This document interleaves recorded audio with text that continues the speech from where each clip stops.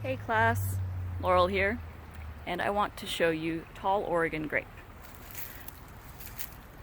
Tall Oregon grape, otherwise known as Mahonia aquifolium, and sometimes known as shiny Oregon grape, is sometimes tall and sometimes not. So don't assume that is the best way to ID it.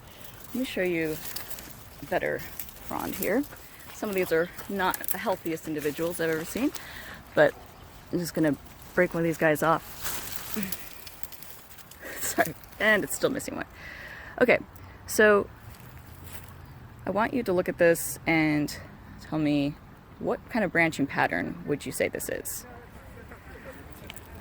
If you said opposite, I understand why, but actually this is a compound leaf. So this is actually all one leaf, and these are its leaflets. A lot of times you can notice this is pinnately compound, so it's got these, the side leaves are coming across from each other, and then it has a terminal leaflet as well, and side leaflets, excuse me.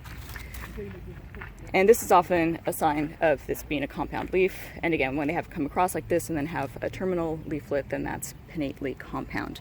Now, the best way to identify this is, okay, look at it's got shiny leaves. This is an evergreen shrub, and it has kind of some toothing on the edges. It does tend to be a little bit shiny, but that's not always the case. You might sometimes confuse it with holly if you just looked at an individual leaflet, but holly does not have compound leaves, and it has alternate leaf shape. Also, holly is invasive. The thing is that we have another species, and I'm going to cross the road real quick and show you the short Oregon grape, Mahonia nervosa. Actually, over here. And short Oregon grape, or Mahonia nervosa, isn't always short. It tends to be a little bit shorter, but it's not going to be the main thing that you use. Now, the short Oregon grape has a lot of leaflets, typically 9 to 19, while the tall Oregon grape that I showed you typically has 7 to 9, but there's a little overlap there.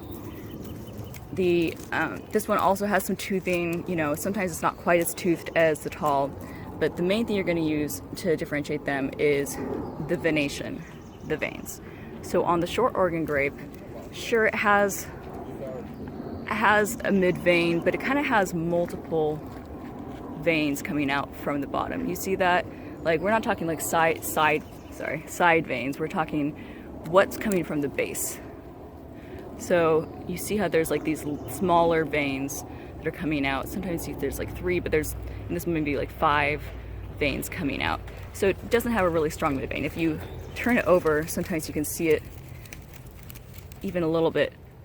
Sometimes you can see a little bit more clearly how it's got multiple lines coming out from the base. Comparison again. On tall Oregon grape, that is a strong single mid vein. Okay? I feel like it's kind of easier to see in person, but if you flip it over, you can see it a bit more clearly. All the way to the end, it's got a strong central mid vein. So, again, with tall Oregon grape, here's some more. This one has particularly strong mid veins. And again, for comparison, short Oregon grape is more diffuse. Just kind of look for that sort of spreading appearance at the base. Again, a bit easier to see if you look at the underside. Okay, see how it's just more diffuse. And once more back with tall Oregon grape, not diffuse, really strong, prominent mid vein that's just a single one down the middle. Hey guys, I wanted to add one more little tip that might help you remember the scientific names for these species. These are silly things that I came up with when I was learning these, but they did help me kind of connect the common names and with the scientific name a little bit better. One is short Oregon grape is Mahonia nervosa, and nervosa sounds like nervous, so I would pretend that short Oregon grape is feeling kind of nervous, and so it's crouching down, and therefore short Oregon grape is nervosa. And then tall Oregon grape is also known as shiny Oregon grape, and both of those will show up in the name on exam for matching purposes. And aquifolium, Mahoney aquifolium, aqua sounds like it's water or something wet, and so maybe it's shiny because it's wet. You know, whatever works for you to connect those, but that might make it a little bit easier for you than just straight memorization. And I also want to show you this image comparing the two species. But if you get a chance to actually go and see these in person, I think it'll be a lot easier. So let me know if you have any questions. Peace out.